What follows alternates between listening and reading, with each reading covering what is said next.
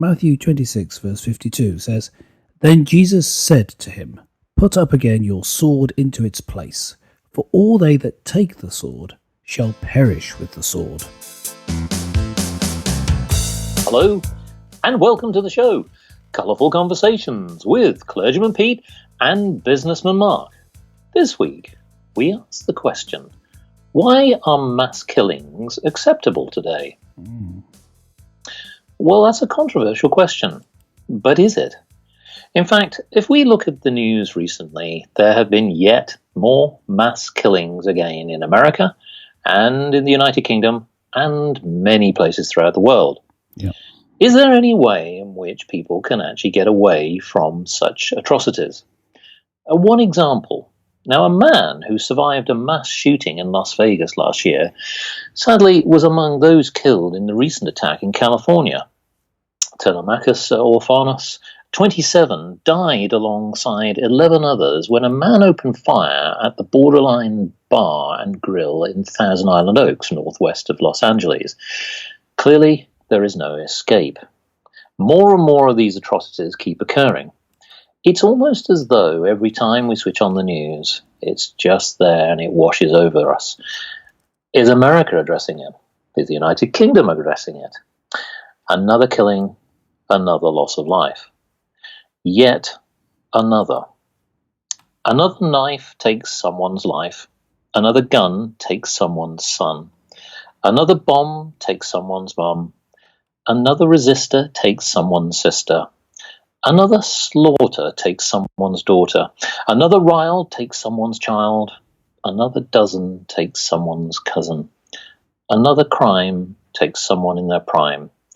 Just one after another, and another, and another.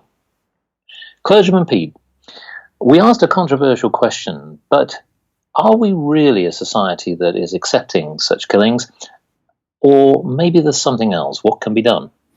Well, the use of the word accepting, why is it so acceptable, in the title of this episode, was to highlight the fact, I mean, you know this because you were part of selecting the title, but I'm telling the listener, okay, the reason for choosing that was to get across the idea that we're not shocked by it anymore.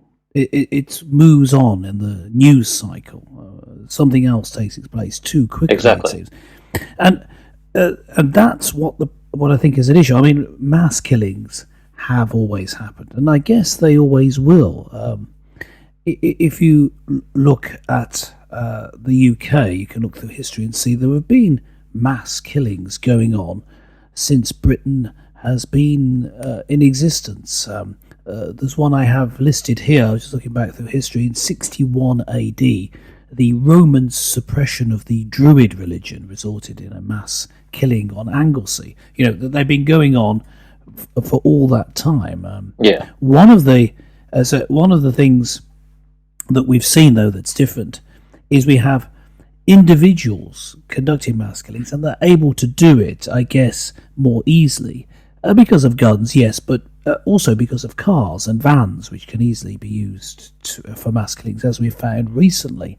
On the 3rd of June on London Bridge, of course, someone drove a vehicle in and then got out and used a knife as well. So that's right. And bombs, of course, make it extremely easy to kill a lot of people. So this has made them worse, and yet we're less shocked by it, it seems. We can find out more easily than back in the day of the Druids of what's going on. We can see pictures and images, and yet we don't seem shocked. So there's something going on with us collectively at a spiritual level. Why are we not shocked anymore?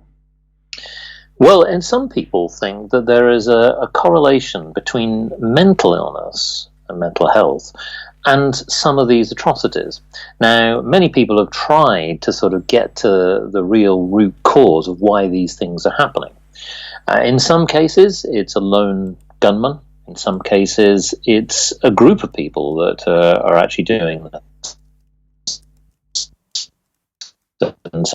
Political motivations is something we perhaps understand, but what we perhaps don't understand is why people are motivated as an individual, where maybe that they have taken umbrage with an individual or a group. We've seen former pupils, for example, at schools, have perhaps some bad experiences, and yet can't shake it off, and for some reason have decided to take their revenge, and that, of course, has caused many people to lose their lives, or at least certainly to suffer through serious injury. So maybe there is something around the mental illness side, but how on earth you can actually stop that and identify it is a different matter. Politically motivated individuals are usually followed by government sources. We typically tend to see a piece of news and then some reveal by the FBI is that they've been following them for several years. Quite how they managed to not stop them in the end committing the atrocity is a different matter. But let's come back to the mental illness. Is there something about our society today that is now making people perhaps victims in some ways? Maybe there's something that we're not doing. We're not a caring society. Is there something around that? Yes. Well, there is. If we talk about caring, of course, we do care for each other, but it's more that we can care for people who we know. In fact, there was a recent survey conducted by means of a public interview, just asking people which would they choose to rescue if someone was drowning in the river. And this was a question put to people in street interviews, and they were asked the question and given it a choice of two: was if a stranger, so a human being, but a stranger was drowning in the river, or their pet dog.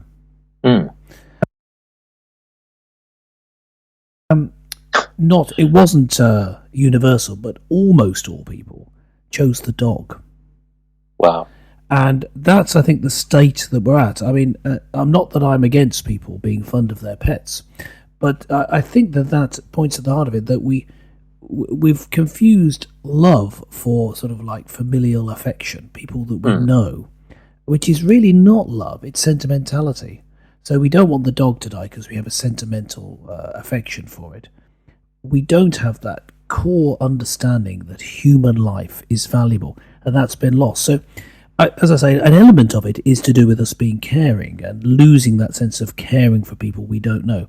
But behind that, and I guess you might expect me to say this as a Christian clergyman, a Christian pastor, but I do think that this is a heart matter, a spiritual matter, that people need a change of heart. People have lost that understanding that comes from the Christian description of who humans are. Humans are people endowed with life and soul and spirit by the Creator God, and so are of supreme value.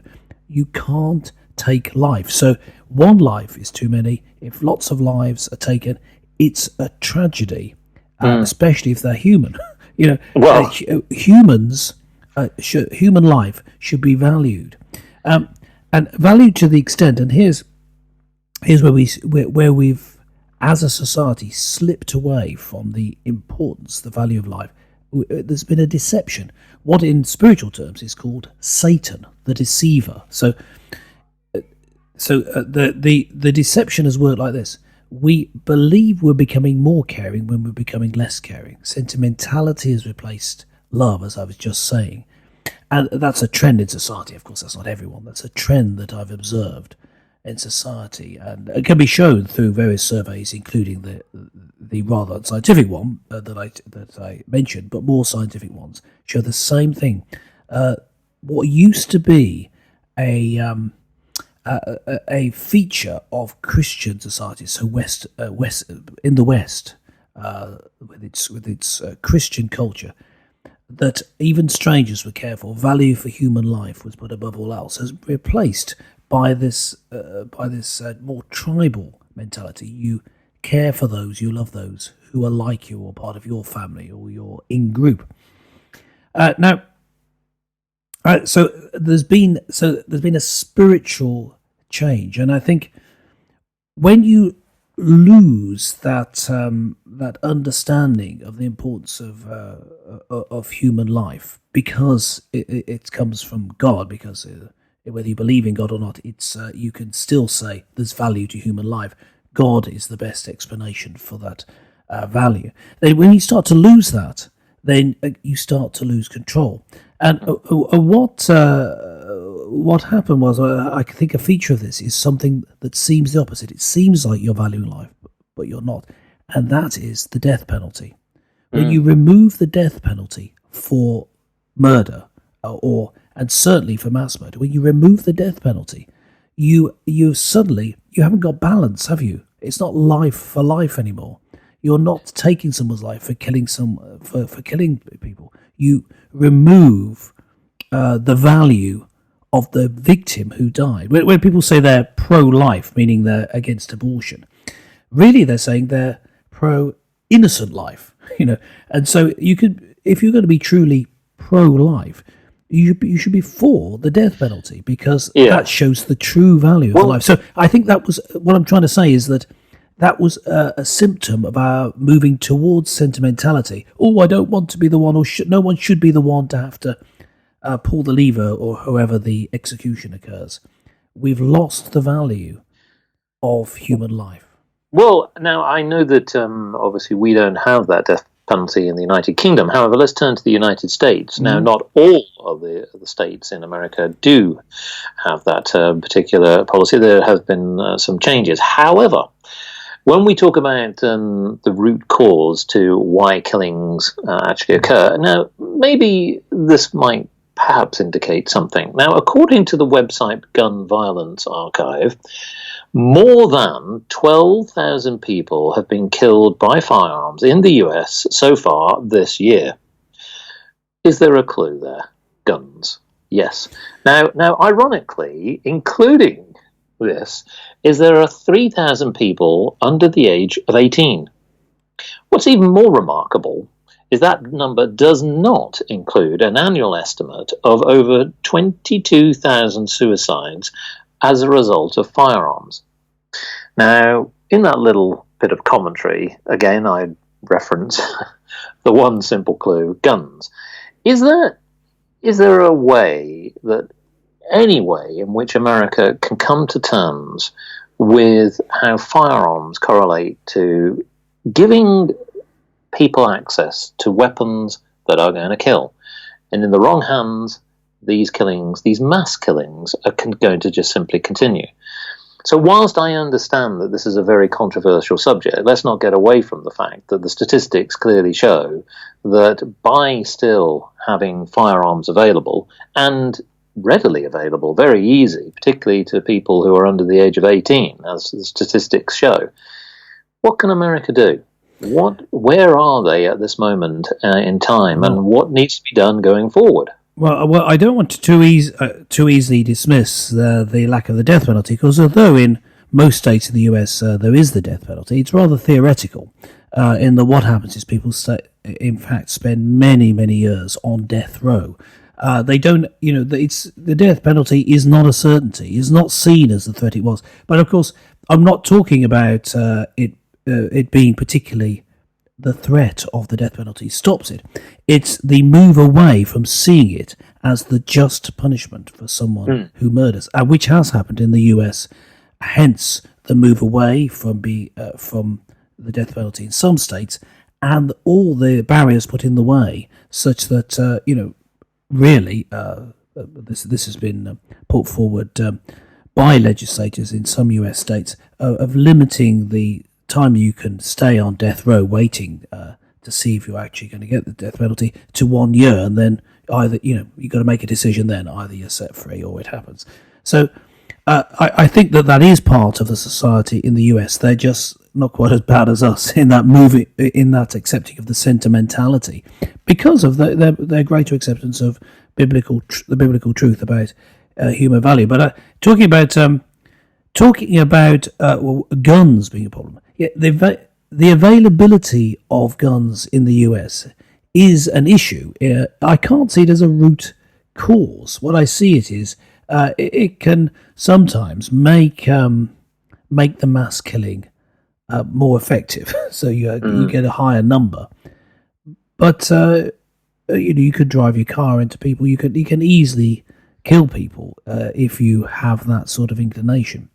Mm. I mean, Well, we've seen also that politically motivated individuals have been sending bombs to ex-presidents like Barack Obama, his ex-Secretary of State Hillary Clinton, and even actor Robert De Niro, simply because of their political bias. And so we've got a society that clearly is eroding. I mean, I want to come on to the United Kingdom as well. And this idea of acceptance is an interesting one, because in the United Kingdom, one of the things that's been identified is the fact that gangland warfare, is something which is actually fueling a youth culture where knife crime in particular is on the significant rise. Now, this is a worrying trend. For our listeners, our international listeners, as the trend is such as that we've seen many incidents occur, dozens of incidents happen over the last few months. But what's probably more worrying is the number of deaths. So I think there's been between 5 and 6 deaths that have actually occurred in recent times where youths, certainly either in their teens or their early 20s, have been guilty of using knife crime, partly because it's almost like that badge of honor, the sense that you have the knife, you have the authority, you have the ability to attack your opponents. And it's interesting that they've been happening within gangs. So whilst the general public, have on occasions been victims, it's been around gangs. So that's something, again, it's not unusual, but it's interesting that it's on the rise. What do you think is causing that as a problem? Is that an economic problem? Is it just that they feel as though they've got no hope? They have to be aligned to a gang to have any kind of identity? Gangs can be a sort of replacement for family and community, and the loss of a sense of community in many parts of Britain has certainly not helped people's attachment to gangs. And you see gangs develop in big cities where you've lost that sense of the local community. Sometimes because there's not the draw to be part of a gang, but also because if you're in a community where everyone knows each other, you're going to get a clip round the ear from your parents if you go and be misbehaving with the lads. There's that knowing each other, watching out for each other. That's been lost, and I do think that the church can be at the heart of rebuilding community. It's got to change, though, in the way that it operates. Be stronger. Point out sin when it's seen. Be prepared to point out bad behaviour as well as celebrating good behaviour. The church needs to be more outspoken as well as welcoming. Otherwise, it's going to be seen as a bit wet, and it's not going to be part of the solution. But yes, inviting people to join together in community. Now, communities form naturally, of course, but you can help them to grow. Help them to grow by opening up places of worship and making them more into centres for the community. By providing food, meals, getting people together, drawing them together so that people know each other better. And that is happening in churches across the country. It remains to be seen over the next 10 to 20 years, but hoping it happens sooner. The leeching away, though, of people from churches, the loss of sense of community that's gone with that. It might take that long to reverse, but that's, I believe, is at the heart of it, and that people need to have these sort of violent gangs to have a sense of love and belonging is extremely sad. And the rivalry between them, not just between, sometimes it's assumed it's male gangs, but the female gangs can be just as violent, I'm told. So the rivalry between them, because they're not a family structure, they're a competitive structure. There's at its heart, there's a rivalry, almost like a turf war between different gangs that we see. And you can see to the extent that in Britain, quite often, the gangs are named after their postcode. Yes, that is correct. Yes. So yes, I think that is part of the issue. But I think what we can see is under the surface, We've lost our sense of community, so we've lost care for each other, and we've lost belief in God. And what takes its place is a sentimentality, hedonism, and then because there's no sense of purpose, you leech away your sense of right and wrong, then any rivalries can be settled with killing. Now, over the years, we've done away with that.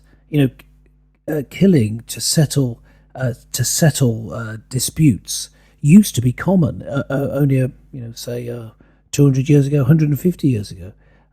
In the United States, there was a dispute between two of the founders, two of the people who wrote the Constitution, and it was settled with a duel in which one of them was shot and killed. It used to be the case that these sort of things happened, and we'd moved away from it, and it's come back because we've been deceived into thinking that there is no God, that what we feel about people is more important than the facts, as